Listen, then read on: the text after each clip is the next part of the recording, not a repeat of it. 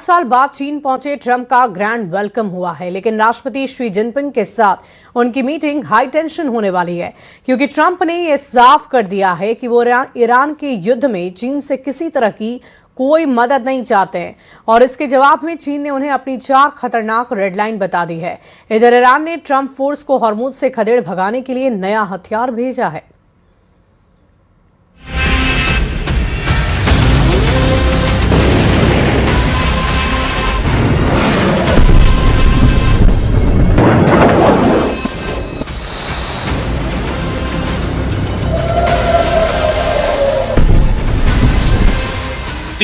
Missile launching site,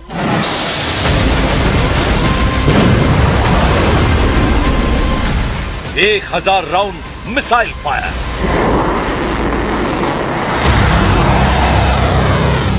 America Israel पर सबसे भयानक हमला।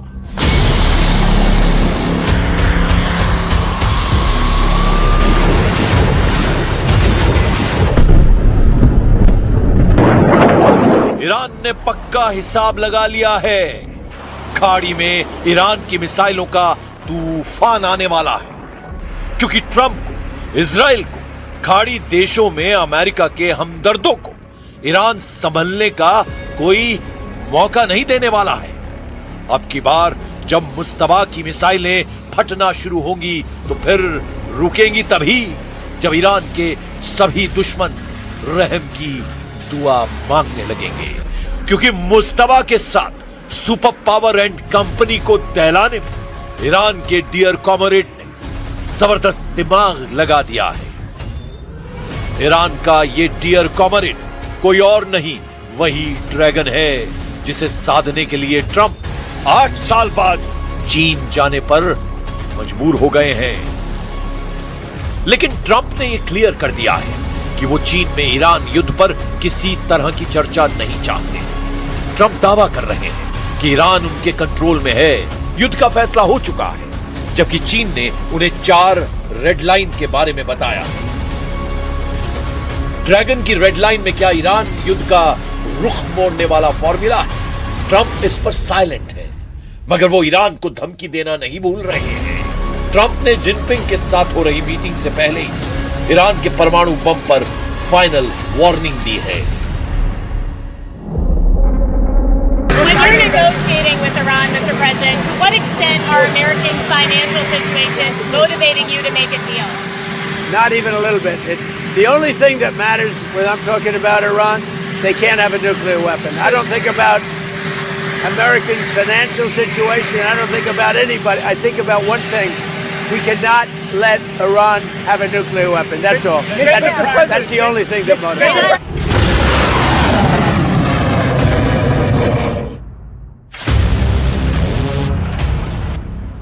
हालांकि ट्रंप के धमकाने का कोई असर ईरान पर दिख नहीं रहा है। मुस्तबा के लड़ाकों ने अमेरिका और इजराइल पर डर्टी बमों की बौछार की तैयारी शुरू कर दी है। मीडिया रिपोर्ट्स में दावा किया जा रहा है कि ईरान डर्टी बम में टीएनटी जैसे विस्फोटकों के साथ एनरिच्ड यूरेनियम को मिलाकर विनाशकारी हमलों की कोशिश में जुटा है। अगर ईरान का यूरेनियम लोडेड डर्टी बम फटा तो बड़े इलाके में रेडियोलॉजिकल जहर फैलेगा, जिससे महातबाही मच सकती है। ईरान ने हॉर्मुज में ट्रंप नेवी को मार भगाने के लिए नया हथियार भी निकाला है। ईरान ने सबसे खतरनाक अंडर वाटर ड्रोन नारवेल को हॉर्मुज में तैनात कर दिया है। नारवेल एक ऑटोनॉमस अंडर वाटर ड्रोन है। रेवोल्यूशनरी लड़ाकों ने दावा किया है कि उनका ड्रोन गुप्त हमला करने वाला हथियार है। 8 से 9 मई 2026 के बीच हुए एक टकराव में नारवेल ड्रोन ने एक अमेरिकी विध्वंसक को निशाना बनाया था। ईरानी ड्रोन ने अमेरिकी जहाज के सोनार सिस्टम को चकमा देकर उसके प्रोपेलर को तबाह कर दिया था। हॉर्मुज अभी अमेरिका ईरान का एपिसेंटर बना हुआ है। ऐसे में ईरान इस फ्रंट पर किसी भी तरह की कमी नहीं रख रहा है। नारवेल ड्रोन इतना खतरनाक क्यों माना जा रहा है, अब जरा इसे भी जान लीजिए। मुस्तबा का नारवेल ड्रोन लिथियम आयरन बैटरी से चलता है, जिससे इसमें इंजन का शोर न के बराबर होता है। इसी वजह से अमेरिकी नेवी के हाईटेक सोनार भी इसे पकड़ नहीं पाते हैं। नॉर्वेल ड्रोन में सिलेक्टिव टारगेटिंग की खासियत है, यानी सिविलियन टैंकर को छोड़कर मिलिट्री वेसल और डिस्ट्रॉयर्स को ये ड्रोन निशाना बनाता है। नॉरवेल ड्रोन की स्टेल्थ तकनीक और नेविगेशन सिस्टम में रूसी और चीनी इंजीनियरिंग की बेजोड़ जुगलबंदी नजर आती है। नॉरवेल ड्रोन पानी के अंदर 300 मीटर की गहराई तक गोता लगा सकता है और घंटों तक समुद्र के नीचे घात लगा सकता है। ईरान अपने अंडरग्राउंड ड्रोन दस्ते को एक्टिव कर चुका है। रेवोल्यूशनरी नेवी ने सिग्नल दिए हैं कि हॉर्मुज से ट्रंप की नाकाबंदी तोड़ने का टाइम आ गया है। So we said let's focus on ending the war, and by ending the war it means that let's take care of the issue of the Strait of Hormuz and also discontinuing this so-called blockade that US has imposed on Iran. Iran ने दुश्मनों को डराने का नया दांव चला है। Mustafa force ने नई मिसाइलों, नए लॉन्चिंग सेंटर की फिल्म रिलीज की है। ईरान की मिसाइल सिटी के दृश्य ने अमेरिका के होश उड़ा दिए हैं। मुस्तफा की मिसाइलों की नई झलक इजराइल में हड़कंप ला चुकी है। ईरान ने पहाड़ के नीचे छिपी मिसाइल सिटी की लेटेस्ट फिल्म रिलीज की है। यह 2000 फीट नीचे ईरान का वो किला है जहां दुश्मन के किसी हमले का कोई असर नहीं होने वाला। खामनेई के कमांडर इन सुरंगों से जुड़े सीक्रेट लॉन्च सेंटर से तेल अवीव से दुबई तक तबाही मचाने के ऑर्डर देते हैं। ऐसे secret war headquarter bunker buster attack को बेअसर कर देते हैं। इन सब बातों से अलग जो बात अहम है वो ये है कि अमेरिका इजराइल से युद्ध में अगर ईरान बचा हुआ है तो उसके पीछे तो सबसे बड़ी ताकत है। पहले नंबर पर है रूस के राष्ट्रपति व्लादिमीर पुतिन और दूसरे नंबर पर है चीन के राष्ट्रपति शी जिनपिंग। पुतिन का स्टैंड पहले दिन से क्लियर है। उन्होंने युद्ध में ईरान का साथ दिया है, लेकिन चीन साथ देकर भी ईरान के साथ खुलकर नहीं दिखा। लेकिन ट्रंप के चीन पहुंचने के बाद से ड्रैगन के तेवर तीखे हो गए। चीन ने ट्रंप को दो टूक अपनी रेड लाइन दिखा दी है।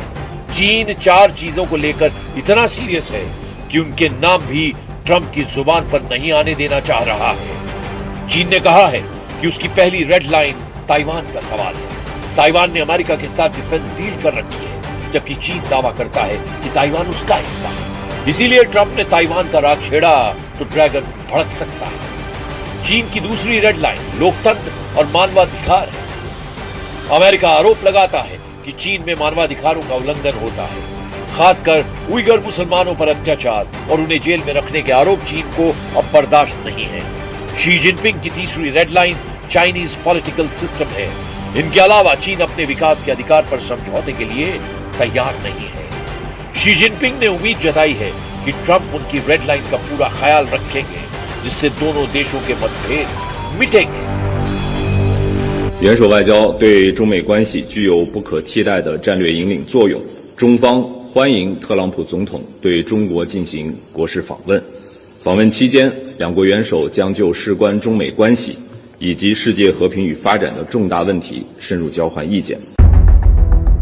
मतभेद मिटेंगे या बढ़ेंगे ये तो वक्त बताएगा, लेकिन जो बात जग जाहिर है वो ये है कि चीन ने युद्ध में ईरान की हर तरह से मदद की है। अमेरिकी सेना की जासूसी हो, हाईटेक हथियारों की तकनीकी हो या फिर युद्ध के हथियार, चीन ने ईरान से जमकर मुनाफा कमाया है। ट्रंप ये बात भूलने को भी तैयार है, बशर्ते चीन अब ईरान युद्ध से उन्हें निकालने का कोई रास्ता निकाले। हालांकि इसके आसार 0% हैं कि चीन अमेरिका को बचाएगा। चीन इस बात के लिए कुख्यात है कि जहां मुनाफा दिखा उसी गुट में ड्रैगन नजर आता है।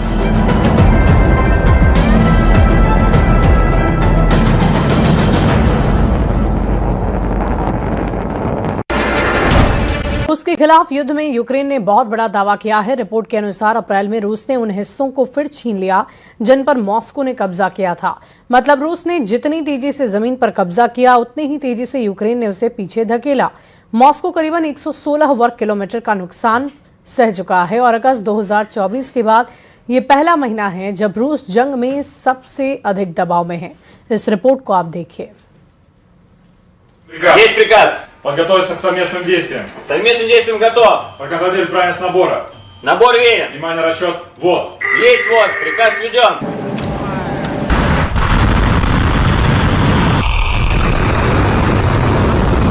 तैयारी पूरी है। कमांड सेंटर में बैठे कमांडर ने सब कुछ फाइनल कर दिया है। Набор верен. Есть вот, приказ введен. हर एक बारीकी पर नजर रखते ही काउंटडाउन जैसे ही शून्य हुआ।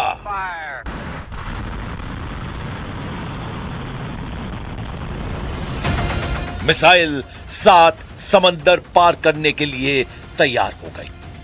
आसमान का सीना चीरते हुए मिसाइल तेजी से ऊपर की ओर बढ़ने लगी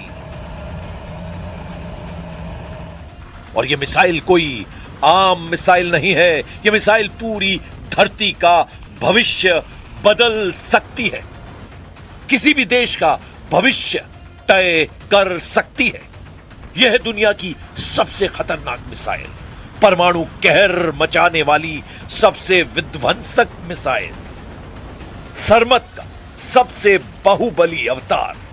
Это может двигаться не только по баллистической, но и по суборбитальной траектории, что, в-третьих, позволяет обеспечить дальность применения свыше 35 тысяч километров с одновременно улучшенными в 2 раза характеристиками по точности.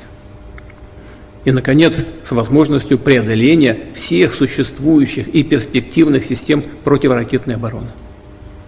В конце текущего года «Сармат» действительно будет поставлен на боевое дежурство.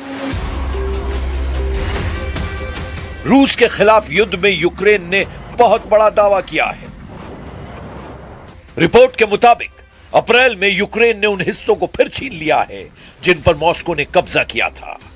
मतलब रूस ने जितनी तेजी से जमीन पर कब्जा किया, उतनी ही तेजी से यूक्रेन ने उसे पीछे धकेल दिया। मॉस्को को करीब 116 वर्ग किलोमीटर का नुकसान। अगस्त 2024 के बाद यह पहला महीना है जब रूस जंग में सबसे दबाव में है। एक महीने में रूस की सेना तेजी से 500 किलोमीटर तक यूक्रेन के अंदर गई और फिर उसे 116 किलोमीटर पीछे हटना पड़ा। मतलब अप्रैल में रूस को 116 वर्ग किलोमीटर का नुकसान उठाना पड़ा। हालांकि अभी भी रूस के कब्जे में यूक्रेन के 18% इलाके हैं, लेकिन ये ज्यादातर क्रीमिया और डोनबास के हैं।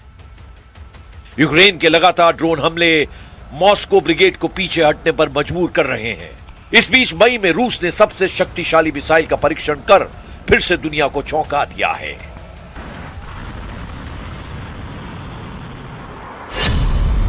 पूरी धरती का चक्कर 40,000 किलोमीटर में लगाया जा सकता है और इस मिसाइल की रेंज 35,000 किलोमीटर से ज्यादा है।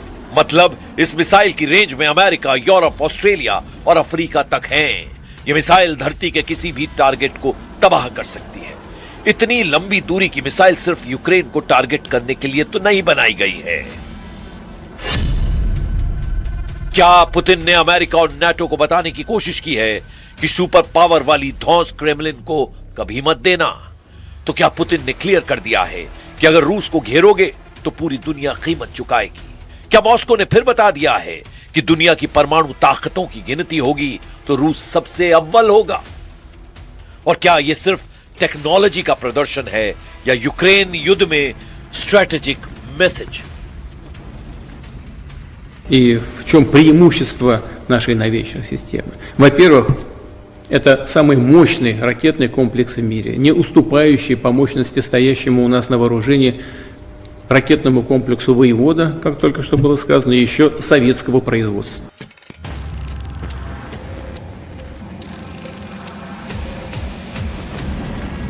यूक्रेन के खिलाफ रूस 4 साल से युद्ध लड़ रहा है और अब दुनिया के सामने उसने परमाणु तबाही का सबसे बड़ा प्रदर्शन किया है।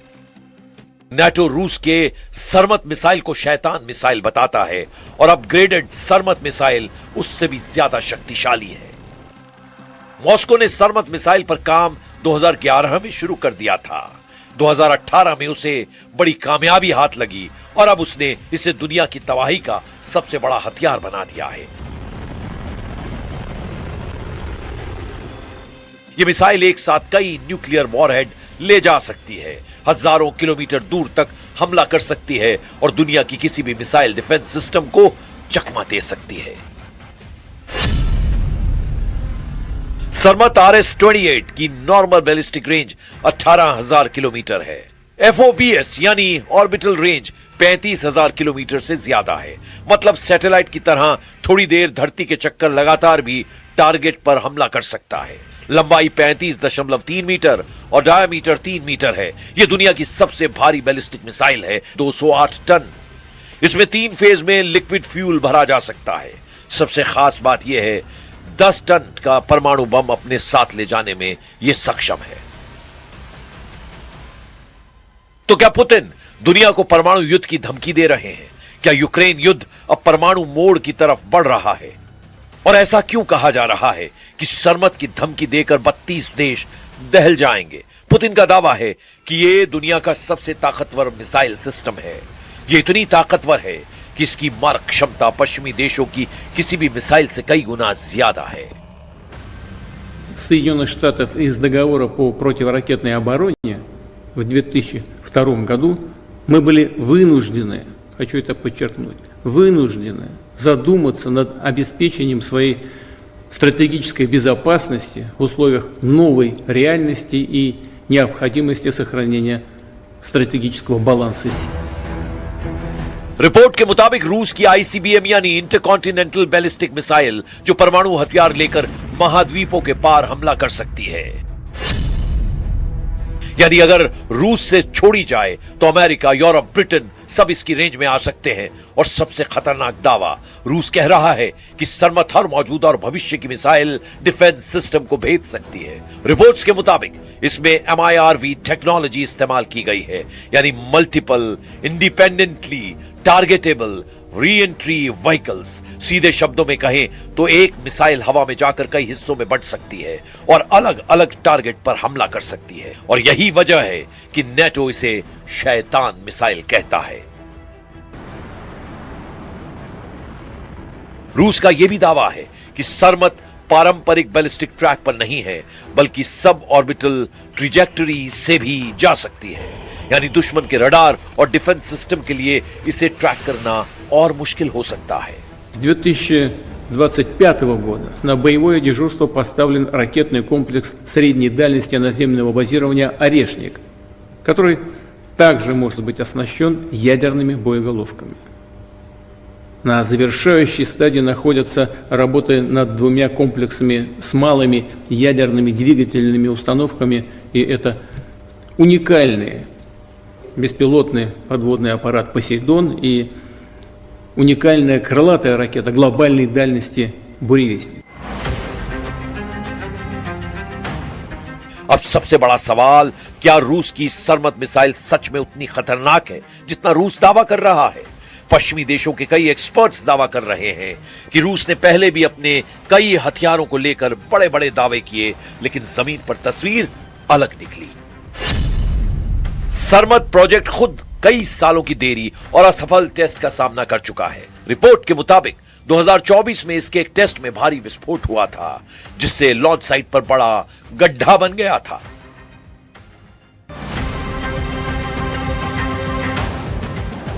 यानी रूस चाहे इसे दुनिया की सबसे खतरनाक मिसाइल बताए, लेकिन इसकी असली ताकत युद्ध में ही साबित होगी। फिर भी दुनिया इसे हल्के में नहीं ले रही, क्योंकि रूस दुनिया की सबसे बड़ी परमाणु ताकतों में से एक है। उसके पास अमेरिका से भी ज्यादा परमाणु हथियार हैं। कुल मिलाकर पुतिन की न्यूक्लियर कमांड इस वक्त पूरी तरह एक्टिव है। वो अपने तमाम खतरनाक न्यूक्लियर हथियारों और उनके डिलीवरी सिस्टम को बार बार परख रहे हैं। पुतिन की मिसाइल के टारगेट पर नेटो का हर बड़ा शहर है, और इस बात को समझना बहुत जरूरी है कि पुतिन की धमकी को हल्के में लेने की गलती वर्ल्ड वॉर को दावत कही जाएगी।